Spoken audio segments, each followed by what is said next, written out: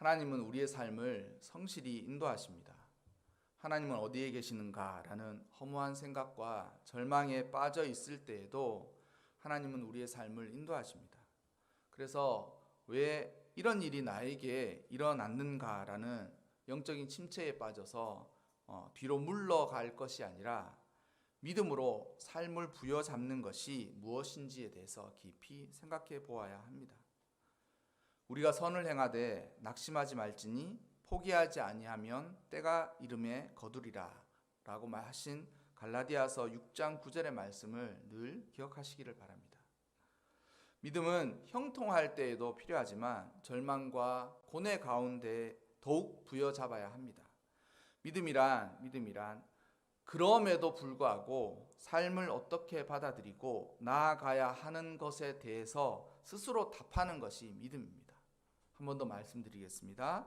믿음이란 그럼에도 불구하고 삶을 어떻게 받아들이고 나아가야 하는가에 대해서 스스로 답하는 것입니다. 오늘은 지난주 설교의 그 질문인 하나님은 어디에 계시는가라는 질문에 답하면서 하나님은 어떤 이와 함께 하시는가에 대한 말씀을 나누고자 합니다. 나오미가 남편에 이어서 두 아들까지 잃고 나서 아이러니하게도 나오미에게 하나님께서 자기 백성들에게 은혜를 베푸시고 또한 그 은혜로 그 땅이 회복되고 양식이 풍족하게 되었다라는 소식을 듣게 됩니다. 나오미는 자기 고향 베들레헴으로 돌아가고자 합니다. 아마도 나오미의 이런 고향으로 돌아가고자 하는 각오는 내가 고향으로 돌아가서 제 길을 노려보겠다. 다시 한번 내가 삶을 일으켜서 살아가겠다라는 생각으로 고향으로 돌아가기 원했던 것이 아니라 아마도 내가 죽더라도 고향에 가서 죽었으면 좋겠다라는 생각을 가지고 고향으로 돌아가고 싶다는 생각을 했을 것입니다. 그래서 두 며느리를 친정으로 돌려보내면서 그녀들에게 새로운 삶을 살도록 권유합니다. 하지만 두 며느리들은 굳이 나오미 곁에 남겠다라고 했습니다. 그런 그녀들의 호의를 그녀는 만류하고 굳이 그녀들을 다시 그녀들을 다시 돌아가기를 말했지만 끝까지 룻은 나오미 곁에 남겠다라고 이제 스스로 의지를 밝혀요. 그리고 나서 이 나오미는 자기 속에도 없는 말까지 하면서 내가 아들을 다시 낳을 수 있다고 너가 생각하느냐라고 이야기하면서 이것은 가능한 일을 얘기하는 것이 아니라 그런 속에도 없는 말까지 하면서라도 룻에게 너의 고향으로 돌아가라. 너는 이제 돌아가서 편안한 삶을 살아라. 자유로운 삶을 살아라 라고 이야기했지만 룻은 그러한 나오미의 말에도 자신의 생각을 꺾지 않고 의지를 굽히지 않고 이제 나오미를 따르게 됩니다. 그렇게 나오미를 따르면서 룻이 한 말이 아까 전에 제가 설교 서두에 읽었던 그 본문이에요. 어머니의 가는 곳에 나도 가고 어머니께서 머무는 곳에 나도 머물고 어머니의 백성이 나의 백성이 되고 어머니의 하나님이 나의 하나님이 된다. 이것이 룻에게는 자신의 믿음의 고백이자 또한 자신의 믿음의 삶을 이렇게 살아가겠다라는 의지의 표현이라는 것이죠. 룻이 하나님과 하나님에 대한 지식이 많지 않고 또한 하나님을 아는 깨달음의 깊이가 깊지 않더라도 자신은 자신이 믿고 또한 자신이 믿는 대로 삶을 살아가기로 자신이 의지를 세운 거예요. 그것이 그녀의 믿음이었습니다. 이제 간결하지만 아주 분명하지 않습니까? 믿음이 복잡한 사람들은 믿음 자체가 복잡한 게 아니라 믿음이라고 칭하면서 자기 안에 생겨난 자신만의 생각과 계획 때문에 믿음이 복잡해집니다. 이러면 이렇게 되나? 저러면 저렇게 되나? 라고 소위 머리를 굴리면서 믿음을 거기에다가 접목시키려고 하니까 믿음이 복잡해지는 것이죠. 하지만 룻에게는 깊지 않은 하나님에 대한 지식, 또한 오래지 않은 자신의 믿음의 경륜일지라도 하지만 그의 믿음에는 간결하고 분명한 의지가 세워진 거예요. 나오미로부터 알게 된 하나님, 그리고 그 하나님에 대한 자신의 믿음, 그리고 그 믿음에 대한 의지, 그리고 자신은 이제 그러한 하나님과 더불어 나오미를 따라서 살아가겠다라고 한 것이 그녀의 고백이었다라는 것입니다. 지난주 설교에도 제가 말씀드렸지만 나오미만 남편을 잃었습니까? 룻도 시아버지를 잃었습니다. 나오미만 아들들을 잃었습니까? 룻도 자신의 남편을 잃고 자신의 도련님, 손 아래에 있는 도련님을 잃었다는 거예요. 그런데 룻은 어떻습니까? 자신은 청상이에요. 새파란 과부라는 거예요. 아직 자신에게는 살 날이 너무나도 창창한 새파란 젊음을 갖고 있는 자신이라는 거예요. 남편 사이에 자녀 하나도 두지 못하고, 그리고 이제는 남편이 없다 보니 자신이 지금 의지할 사람도 없을 뿐만 아니라 자녀까지 없으니 자신이 노년에 의지할 사람도 없습니다. 게다가 자녀까지 없다는 말은 자신의 삶을 어떻게 살아가야 할지 방향도 없다라는 것과 비슷하지 않겠습니까? 자녀가 있으면 자녀라도 쳐다보면서 살 텐데 자녀도 없다는 것. 그러니까 이런 상황에 나오미와 룻 중에 누가 더 비참한가라고 비교하는 것은 터무니가 없죠. 둘 다 비참하기 그지없다라는 것입니다. 그런데 여러분, 그런 새파란 자신의 젊음을 둔 룻이 나오미를 따라서 자신의 고향, 그러니까 부모와 고향을 다 버리고 이방인이 스스로 이방인이 되는 나오미를 따르는 그 길은 어떤 길 같습니까? 자기 스스로를 고생을 감내하는 길이라는 거예요. 자신에게는 소망이 전혀 없고 자신은 이제 살아있는 나오미를 봉양하면서 나오미가 죽을 때까지 나오미를 지키면서 살아가는 삶을 자신의 인생의 목표라고 그렇게 의지를 세운 거예요. 그렇게 살아가는 게 하나님이 기뻐하실 것이다 라고 생각하고 그렇게 사는 것이 믿음이라고 자신이 생각하고 의지를 거기다 굳건하게 세운 거예요. 그래서 이제는 고생길이지만 자원하는 마음으로 스스로 나오미를 봉양하는 그 삶을 살도록 생각하고, 그리고 자신의 시어머니를 따라서 고향을 버리고 자신의 시어머니의 고향인 이방 땅으로 갈도록 했던 것입니다. 룻기라는 얼마 되지 않는 성경에 이 룻기 전체를 흐르는 어떤 한 단어, 핵심이 되는 단어는 인애예요. 인애는 무엇이냐면 하나님이 사람들에게 값없이 주시는 선물은 은혜라고 합니다. 이거는 선물이에요. 이것은 하나님이 인간들에게 주시는 사랑의 선물, 호의가 은혜거든요. 근데 인애는 무엇이냐면 사람이 사람에게 베푸는 사랑이에요. 사람이 사람에게 베푸는 인자한 사랑이 바로 인애라는 거죠. 성경 그 단어 뜻이 그런 거예요. 사랑을 베푸는 거예요. 근데 이거는 하나님이 주신 은혜가 아니라 사람이 사람에게 베푼 것이다라는 것이라는 것이죠. 근데 룻기 전체의 핵심이 무엇이냐면 이 바로 인애라는 단어 이것입니다. 인애를 베풀기로 의지를 굳힌 거예요. 자신의 시어머니인 나오미에게 룻은 인애를 베풀려고 마음을 먹고 이제 인애를 베푸는 삶을 살기로 한 것입니다. 요즘 신앙생활을 하고 하나님을 섬기는 일에 열심인 사람들도 많고 눈에 보이지 않는 곳에서 정말 하나님을 잘 섬기는 사람도 많지만 가끔씩 신앙을 가진 사람들과 더불어 교회가 문제를 일으키거나 교회가 사람들에게 지탄을 받을 때가 있습니다. 그런데 그것의 가장 근본적인 문제가 무엇이라고 혹시 생각하십니까?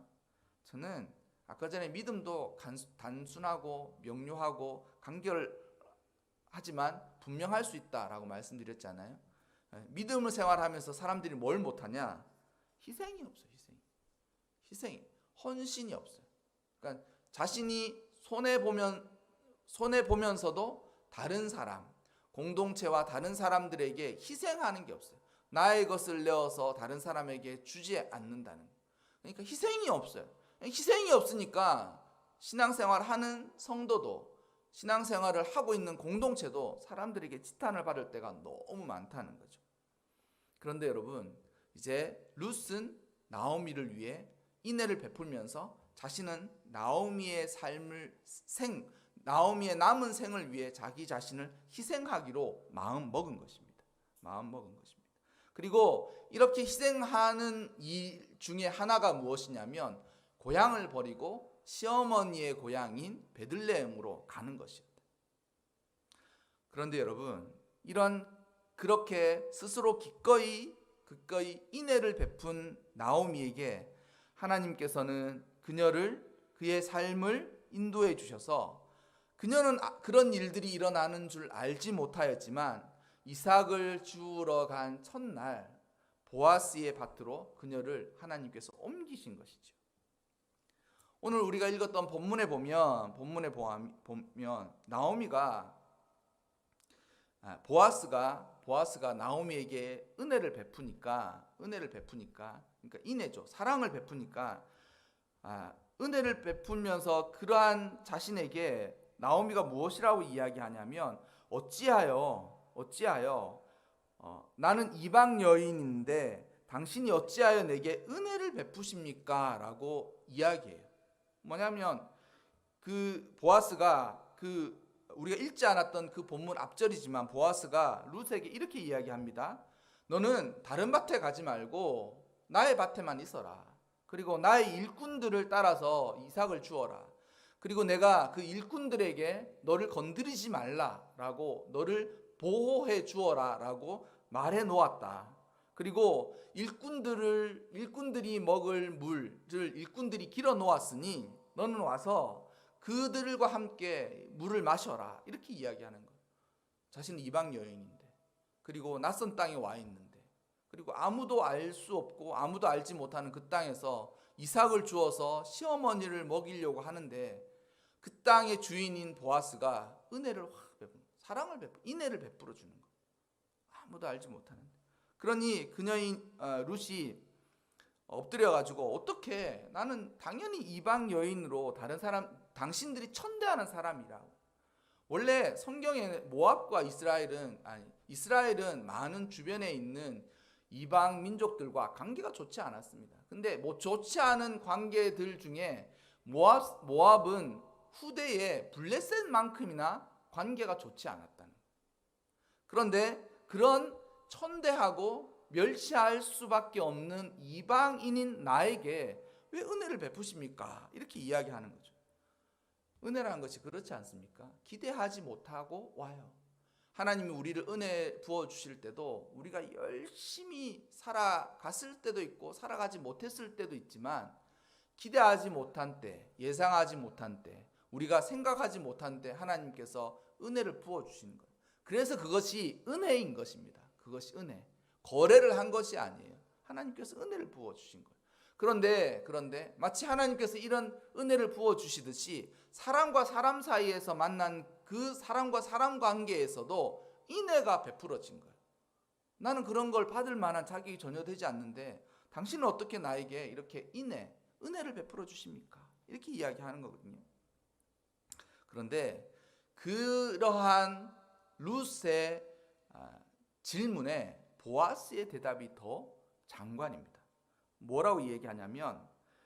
보아스가 뭐라고 얘기하냐면 나는 이미 너가 행한 일과 너가 고국을 떠나온 일과 너가 하나님의 백성이 되고자 하는 일들을 나는 알고 있다라고 해요. 저에게 왜 이런 은혜를 베풀어 주시고 저를 돌보아 주십니까? 라고 의아스러운 룻의 질문에 대해서 보아스가 이렇게 이야기합니다. 당신의 남편이 죽은 후, 너의 남편이 죽은 후 너는 고향을 떠났고 또한 이방인으로서 이제 자처하면서 살기로 의지를 세워서 너의 시어머니의 복량자라, 너의 시어머니를 먹여 살리기 위해서 너 자신을 희생하여서 너가 인애를 베푼 것을 내가 이미 알고 있다. 그렇게 하나님이 이와 같지 않을까요? 여러분, 사람이 몰라주죠. 하지만 하나님 다 알고 계세요. 여기에 사람들이 속을 수 있지만 사람은 몰라줘도 하나님이 다 알고 계세요. 이 여인은 자신은 처음 보는 사람이지 않습니까? 보아스가 처음 보는 남자이잖아요. 그리고 그 땅의 주인이라는 거예요. 근데 그 땅의 주인인 보아스가 나에게 왜 이런 은혜, 당신은 은혜를 이렇게 값없이 나에게 베푸십니까? 라고 물어보니까 나는 너가 그 땅을 떠나와서 했던 모든 일들을 이미 다 알고 있다는 거예요. 다 알고 있다는 거예요. 어떤 사람 만나러 가지도 않는데 누구누구시죠? 알고 있습니다. 그런 일들을 만난다는 것이죠. 하나님은 알고 계세요. 하나님은 알고 계세요. 그래서 하나님이 우리와 어떤 사람에게 함께 하시느냐? 하나님, 당신이 나와 함께 하시는 것을 꼭 보여주셔. 눈으로 보게 해주시고 체험하게 해주시고 심지어는 이랬으면 좋겠습니다. 나와 함께 있는 나의 옆 사람들에게도 그걸 꼭 보여줬으면 좋겠습니다. 믿음의 과시욕이에요. 믿음의 과시욕. 자기가 하나님과 함께하는 것을 그렇게 이렇게 과시하고 싶은 거예요. 과시하고 싶은 거예요.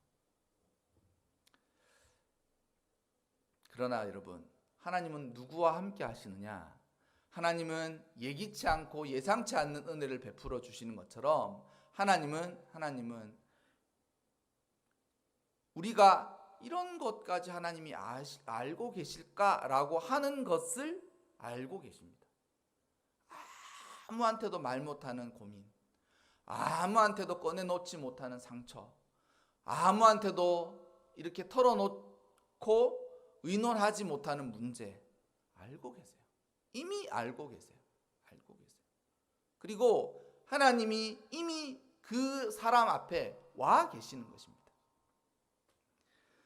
그리고 마지막으로 이 보아스가 그 룻에게 너의 삶은 앞으로 이렇게 되었으면 좋겠다라는 축복을 해주는 구절이 있는데 그게 뭐냐면 이거예요. 12절이거든요. 여호와께서 내가 행한 일에 보답하시기를 원하며 네가 베푼 그 인애, 그리고 네가 베푼 그 사랑과 희생, 그리고 네가 가진 그 믿음, 그것에 대해서 하나님께서 보답해 주시기를 원한다라고 이야기하며 마지막으로 이렇게 얘기합니다. 이스라엘의 하나님 여호와, 이스라엘의 하나님 여호와. 그러니까 이 말의 뜻은 이것이지 않겠습니까? 넌 더 이상 모압 여인이 아니야. 너는 이스라엘이야. 그리고 너가 믿는 이스라엘의 하나님 여호와께서 그의 날개 아래 보호받으러 온 내게 온전한 상 주시기를 원하노라. 정말 축복의 말씀이지 않습니까? 나는 마치 기댈 것 없는 새와 같고 새와 같은 나의 삶에 내가 하나님에게 날개 아래 거하기를 원하여서 주께로 날아오듯 날아왔는데 하나님께서 나를 박대하지 아니하시고 품에 그의 날개 아래 확 품어주시는 것입니다. 이스라엘 백성들이 광야를 지날 때도 하나님께서 그의 날개 아래 그들을 품어주셨지 않습니까? 그러니까 이 하나님이 어디에 계시는가라는 질문의 대답일 뿐만 아니라 하나님은 누구와 함께 하시는가의 대답은 바로 이와 같은 룻의 삶과 룻과도 같은 사람에게 함께 해주시는 것입니다. 그리고 그의 날개에 거하기를 원하여 주께로 피하는 이들에게 주님께서 함께 해주신다는 것이죠. 그리고 그 함께하는 사람들에게 온전한 상이 무엇이겠습니까? 하나님의 보호를 받는 거예요. 하나님 지켜주시고 보호를 받는 거예요. 히브리서에 뭐라고 되어 있습니까? 하나님은 자기를 찾는 자들에게 상 주심을 믿어야 할지니. 하나님을 찾는 사람들에게 나타나는 것이 아니라 하나님을 합당히 믿고 하나님을 그 합당히 믿는 가운데 하나님을 찾는 사람, 하나님을 구하는 사람, 하나님에게 두드리는 사람에게는 하나님께서 상을 마련하신다라는 것이 히브리서에서 이야기하는 것입니다. 여러분, 하나님 어디에 계십니까? 바로 이런 믿음을 갖는 자와 함께 해주시는 것입니다. 그리고 하나님 어디에 계십니까? 이런 믿음을 가진 자에게 하나님은 거기에 계신, 그런 믿음을 갖고 있는 그곳에 하나님이 함께 해주신다는 것이죠. 우리의 삶도 이와 같아야 합니다. 여러분, 교회는 교회다워야 합니다. 교회는 희생을 잘 감내해야 돼. 그리고 사랑, 인애를 베풀어야 돼. 베풀어야 돼. 물론 베푸는 만큼 돌아오지 않는 것이니까 당연히 쉽지 않은 일입니다.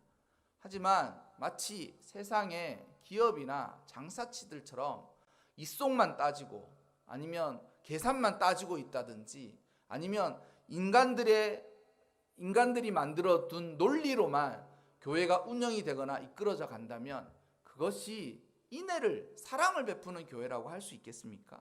성도 역시 마찬가지입니다. 내가 주의 백성이자 하나님의 자녀이면